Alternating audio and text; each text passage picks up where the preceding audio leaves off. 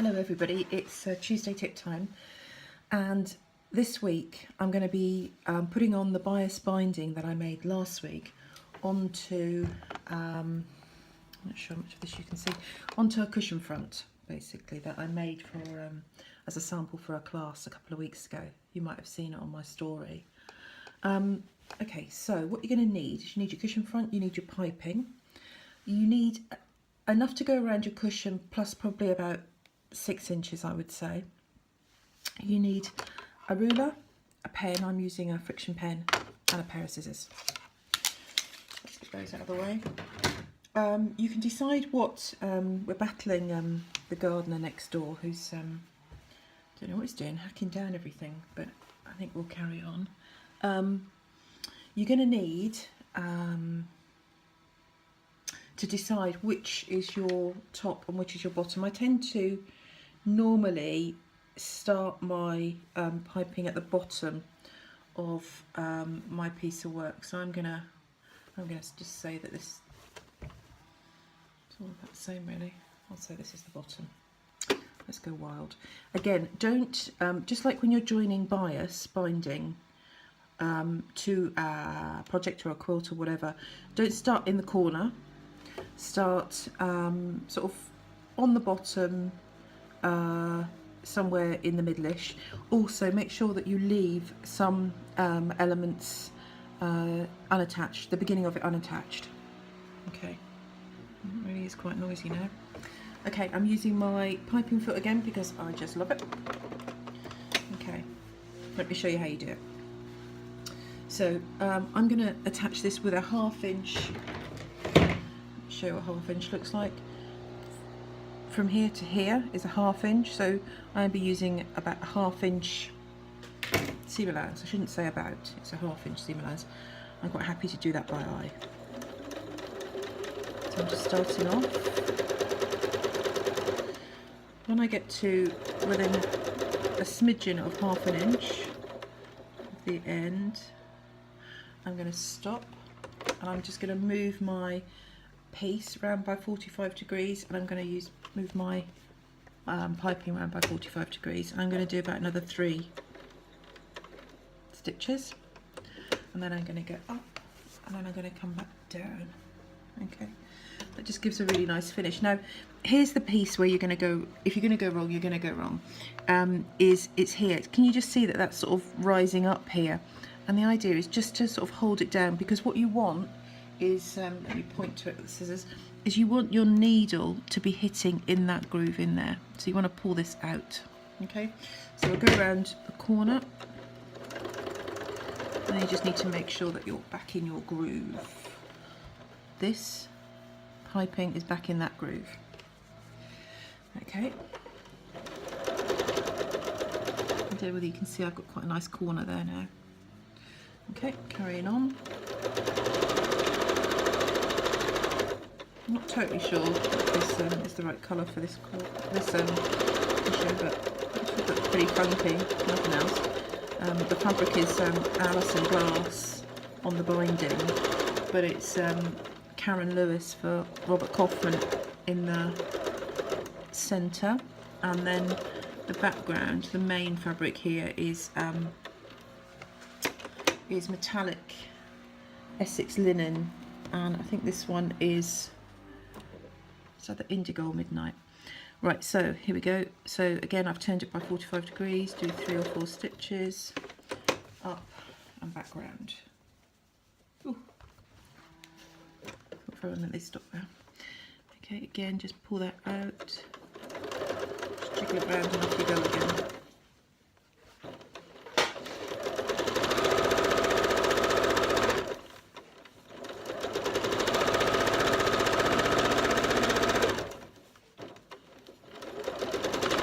You might see me lifting up the piping and sort of looking underneath. You might see the piping just being lifted up, and that's what I'm doing, is I'm just constantly checking that where I'm sewing is the seam allowance that I want to be sewing.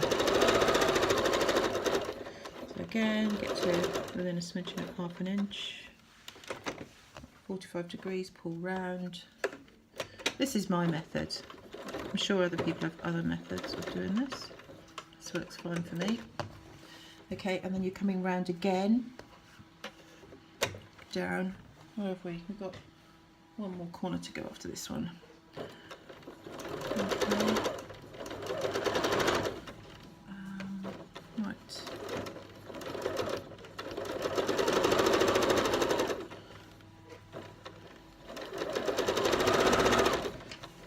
Okay, just carrying on down. Yeah, sort of orangey, mustardy colours. Definitely a little bit different.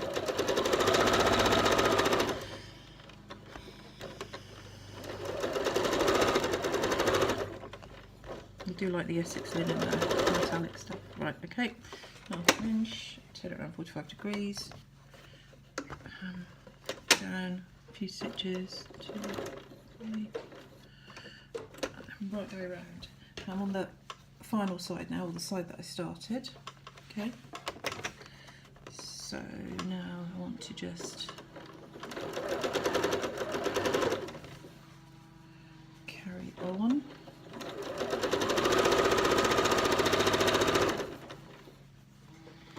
Okay, so again, I'm sort of gonna, same as I did with the binding, take it to about 2 inches from where I started.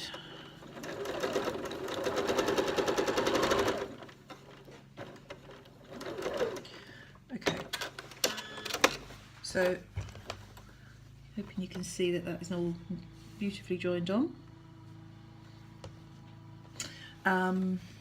Okay, so now to create an invisible join between them. This is so super simple. It's exactly like we did with the bias binding.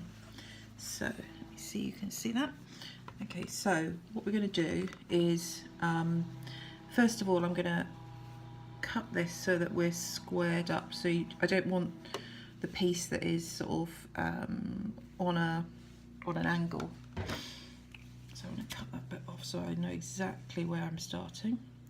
Then, just like I did before, we're going to measure, I think this is 1.5 again. Let's check it out.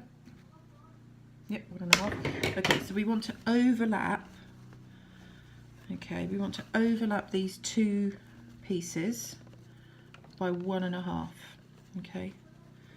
So, just pop that out like that, make sure it's nice and flat. Okay, so I want to make sure that these overlap by 1.5, so let's have a look. 1.5 is here.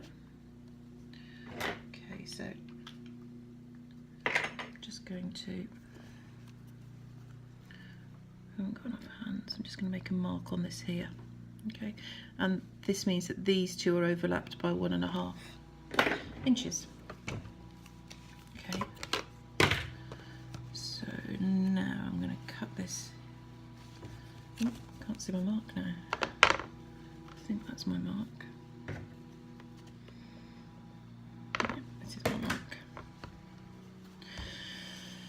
Okay.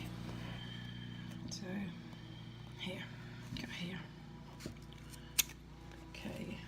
So I'm going to need my seam ripper. Okay, so this is fine. There's enough of this for me to be able to get under the machine in a second, but I want to just take out the stitching so that I can get to the original bias strip underneath.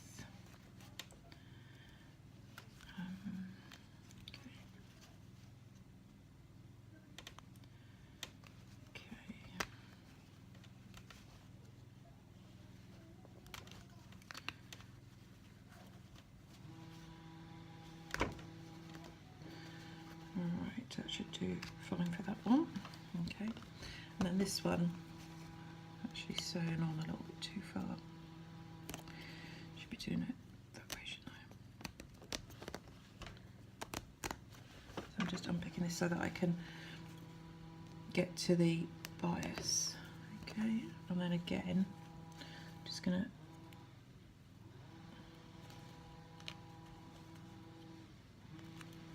do you know, if there was a Harry Potter spell for unpicking, I'd be very happy. Anyhow, quite like it.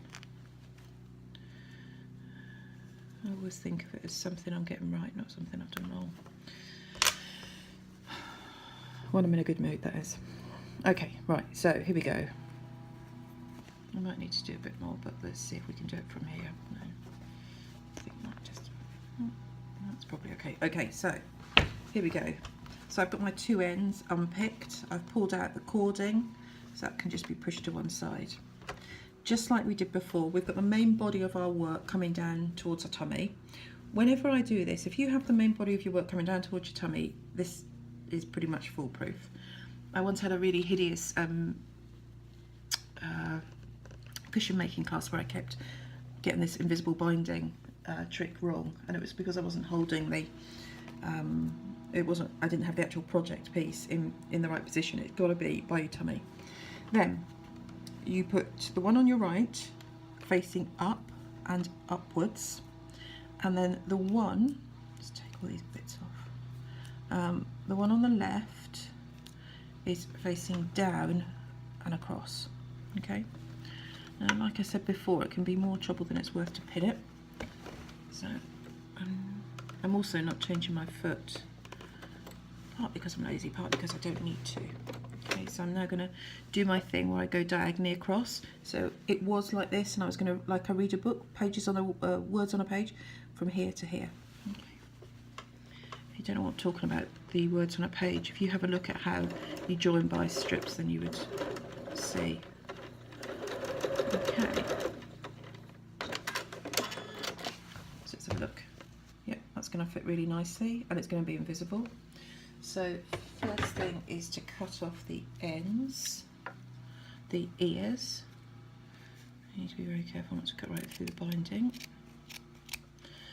Then for these two, the bits of cord, if you just put them across each other like that, and then just snip through both, and the bits that are tough, the bits that are left will just fit nicely together, you see.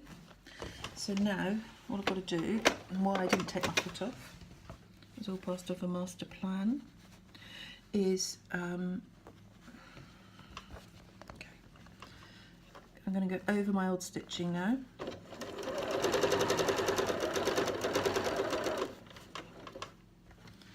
Okay, and I'm just going to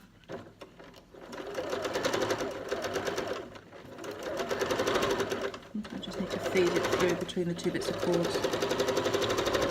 Right. Okay, so it's done. I'll just cut that little bit of, a couple of threads off there. Thread. So that's it, right the way around. So you've got the invisible join that you wouldn't see. Okay, so once that goes onto the back of the cushion, you're not going to see that. We've got nice corners. All done. So yeah, a success, and not hard to do. Still not sure I like the colour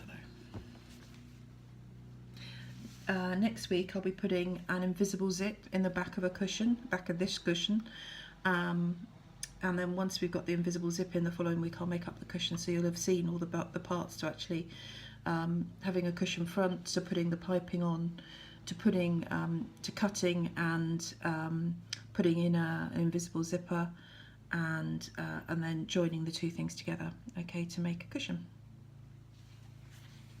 Thank you for watching.